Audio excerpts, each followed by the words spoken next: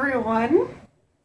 Now, I know I try to have the books with me, but it's difficult when it's a library book, so I don't have Winter with me. I'm sorry, but anyways, yeah. Today's book talk is Winter. Now, before I get to Winter, I feel like I must tell you guys something. My book talk for City of Lost Souls is going to be on a huge hold.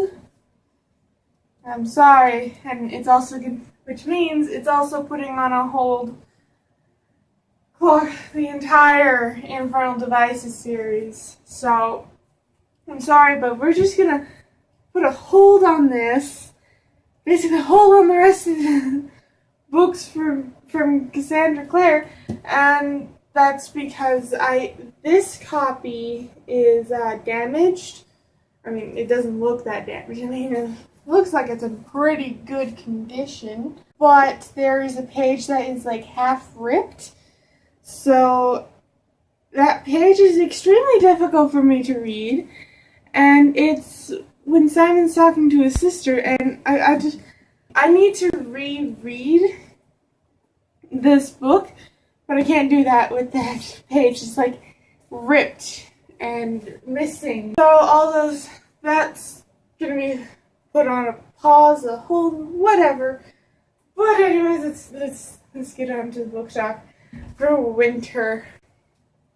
I love this book. I loved it.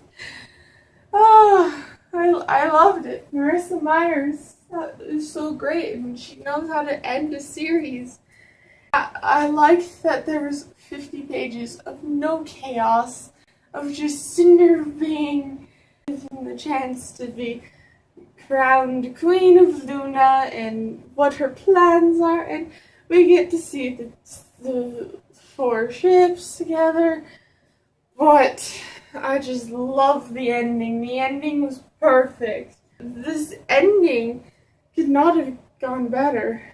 I want to talk about Winter and how I actually thought I was not going to like her very much. If you've seen my Cress book talk, you know I thought she was a deranged 8-year-old, but she had to be older than that because she said that she hadn't been using her gifts since she was 12 and could control it. I didn't expect to like her as much as I do because of the fact that she was like a deranged 8-year-old. It's horrifying. And then we find out she's actually really nice and she's great and she's adorable. And I love her. I love her. She's got to be one of my favorite characters in the books. And I like it, and she's great, and she makes me sad when we read her hallucinations, because it's like, oh, poor girl, why don't you just use your gift for something so simple? You could just use it so you don't have to feel like you're an ice sculpture, or the walls in the castle are bleeding, or being choked by a goddamn seatbelt. Like, are you kidding me? Why? Just a small bit of it, Winter, could save you all this trouble. But nope, we're not gonna do that. Nope, we're not. We're just gonna sacrifice my mental health and in hopes that I don't endanger someone else. Now, Winter and Jason's ship. I love them. I love them together. I just love them. They're great. And then when Winter got the plague, oh my God, that was Jason's reaction. It was like, oh my God. My reaction to Levana giving Winter the plague, I knew somehow this was gonna happen, though, because, yeah, the plague is like, or leishmaniasis, I keep calling it the plague, but it is the plague, but it's also called leishmaniasis.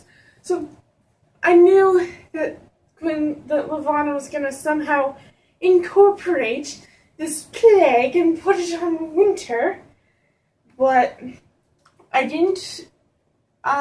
It was horrible.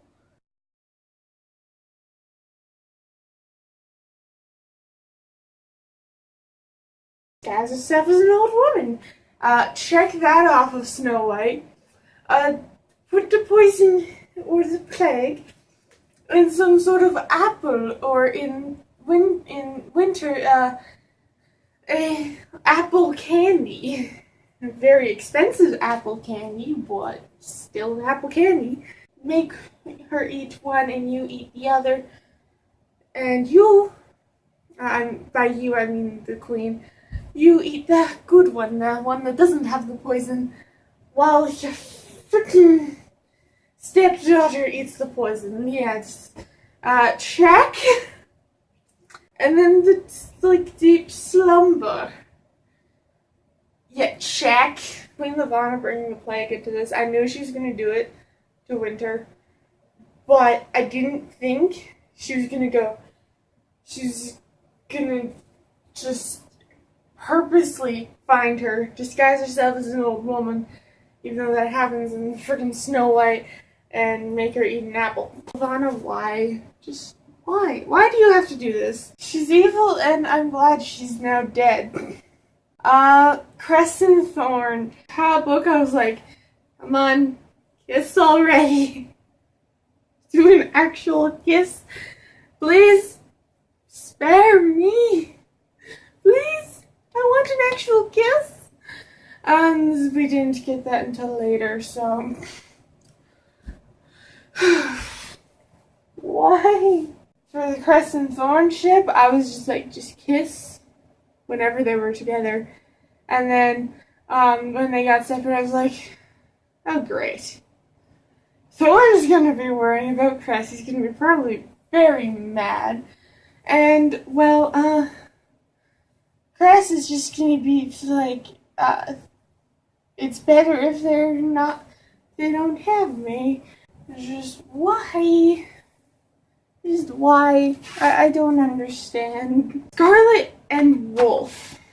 I don't know what happened in this book, but I was shipping them a bit more. So anyways, it kind of got ruined at the end, because it was like, oh yeah, we're gonna live on a farm, and you're probably gonna scare the neighbor kids. But oh well. No, you'll be fine. You won't eat them. Yada yada. It's like he's going to have troubles controlling. It's not like it was before, because he did get another friggin' mutation. So it's not like he was before, where he could just control it a little bit. Now it's like, I need human. I need. Like, no, he's going to feel like he needs to get this done. Why? He friggin', just why? Just why? Why? But yeah, I started to like the whole Wolf and Scarlet thing. Cinder and Kai. Now we all know this is my all-time favorite ship. Just my favorite. I love seeing them together. I love that they're actually being like a couple, even sort of what, yeah. At the beginning, they're kissing and such, but they were also doing all this pre-war planning, which is a nice little touch. Don't you think? Oh yeah, we're gonna be a couple now, but we gotta do this pre-revolution war thing, planning, but yeah, we can still do all this other stuff while we're planning, or after we're planning, really. Cinder and Kai, y'all know I love them, and they're at the top of my list of all the ships. Now, here's the order of how I ship them. Cinder and Kai, Winter and Jason, Crescent Thorn, though Winter and Jason and Crescent Thorn are close to tied on second place, and then Scarlet and Wolf right there. Now we're done with talking with the ships. Now we're going to talk about how Kai was in charge of keeping Levana distracted throughout this entire book, basically. And I'm just like, I'm reading, and I'm like, poor Kai, it's you. No offense, but you were just terrible. Terrible at distracting Levana. And then the fact that he can't really hide some of his emotions is really not very beneficial. Because he smiles when he realizes Cinder escaped. And I'm just like, are you kidding? Can you just put that smile away and actually act like this was a surprise? Now we're going to talk about Cinder wanting to create a lunar republic. Now, I like this idea. I do. I love it. But the fact then it's just like, yeah, but a lot of lunars are really self-absorbed and will manipulate anyone really anytime. So, how does this work? You're the only reasonable lunar, and I know that a lot of the the future lunar queens and kings will obviously become power craved, and they might want to use their lunar gift like how Levana did, and they'll be corrupt again. But seriously, girl, what? Why? Like, almost now, unless if everyone elects these lunars that are just like, who won't use their gift to manipulate anyone, how are you going to construct this? And how is it all going to come together? You're gonna have to create laws, and then those people would have to follow those laws. But then, if they're a republic, they could change those laws. Like, gotta think. You need to think about all of this. Now, I know it's a good plan, and I like it, but there's holes in it, and lunars really don't like to. Lunars just love to manipulate others. Just horrible, but it's true. Last scene with Levana using Thorn. Thorn stabs Cress. Okay, yeah, that's shocking and it's horrible. Yes. And then Cress. But before that, Cress basically shoots Thorn's 2 fingers off. Okay, it's fine. Surprising, because she's not being manipulated in any way, and she did that to the man she loves, but okay. Before that, Cinder saves Thorn, who survived, even though she has mechanical parts. He doesn't. He can swim. He had freed his arms. He can obviously do that. But Cinder saved him anyways. He could have probably survived that. You survived it, Cinder. Cinder saved Thorn only so he could do that, and Cress had to shoot Thorn's fingers before he shot Cinder. Then he stabs Cress, and then, well, Levana's almost defeated. Like, she's hiding, and then Cinder basically says, okay, I'll let you live. This is the main fault between heroes in stories. Okay, I'll let you live, but you have to give me the throne. Excuse me, this is Levana. She's been doing everything to kill you. Everything to kill you. So she can stay on the throne. You think she's just gonna give up the throne that easily? Yeah, no. I saw it coming. Saw it, and it was horrible. Cinder almost died. That was... I actually thought she had died. Horrible. I thought she had died, and even now, I want to cry because I thought she had died. I thought Levana had killed her, but not before Cinder had killed Levana. I really did not like that. I thought Cinder had died and it was horrible, and then when we realized she wasn't dead, I was just like, happy tears now. Happy tears. This is what I don't like about books. They make me feel like I'm going to... I don't trust authors at this point. They're gonna kill off a lot of characters.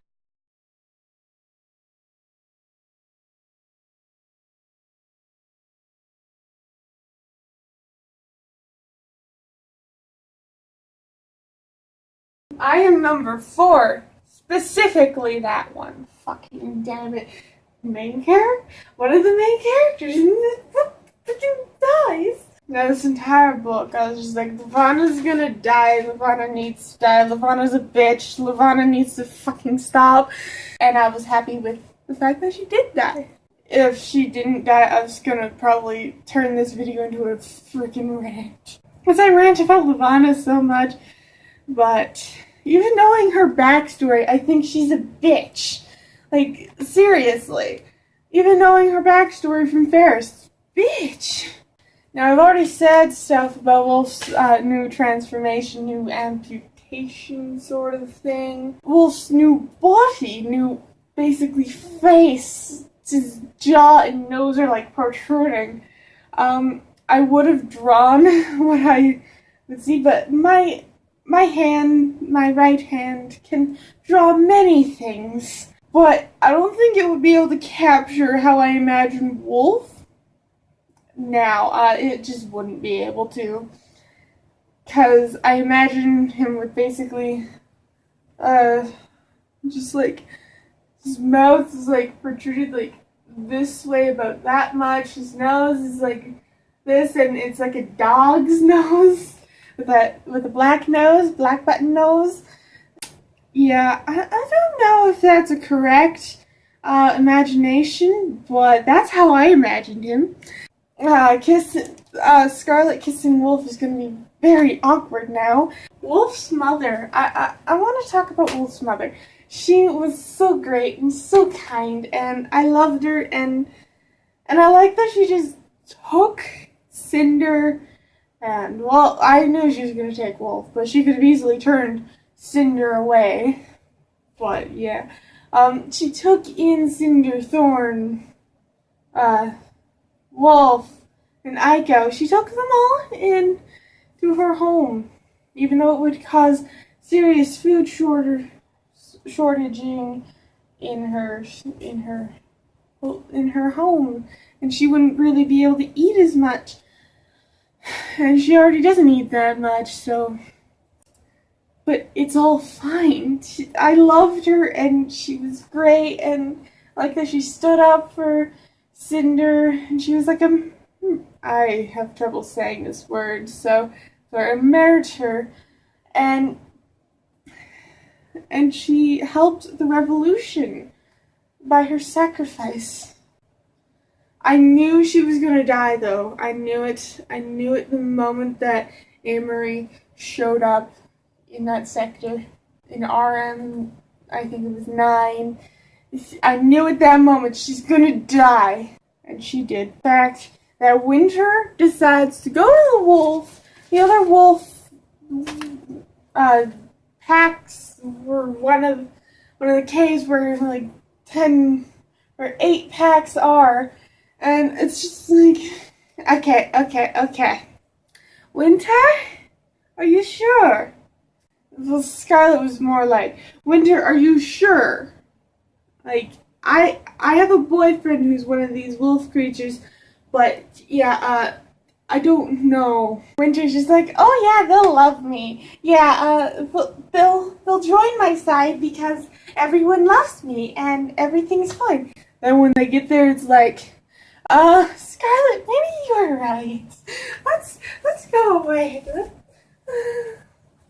Maybe you were right. And then Scarlet just like takes the lead and is like, okay, we went this far. Let's just continue.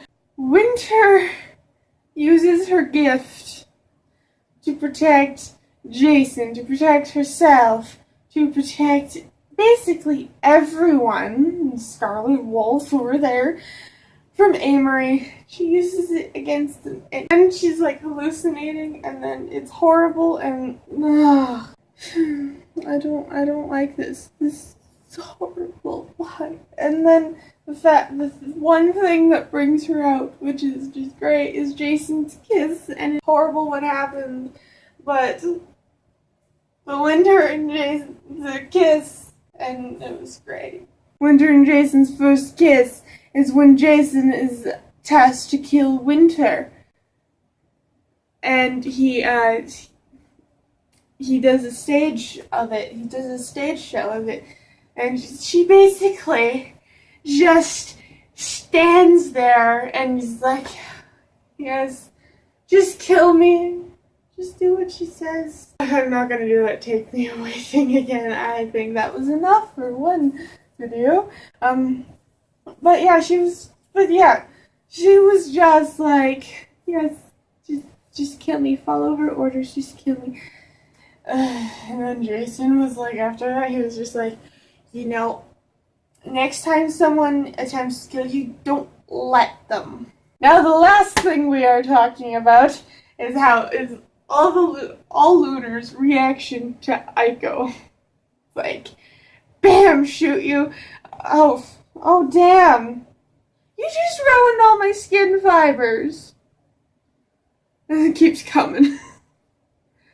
and then Lunar's just like, Damon, Spawn, demons, get away from me. So yeah, that's basically summing up how Lunars react to machinery and androids. This is the end for this book talk, and I hope you all enjoyed, and I hope that everyone enjoyed this book series just as much as I did. It was amazing. I'm gonna read Stars Above after I read Dreams of Gods and Monsters, and I finished reading Days of Blood and Starlight. I hope you all enjoyed, and I will see you all in the next video.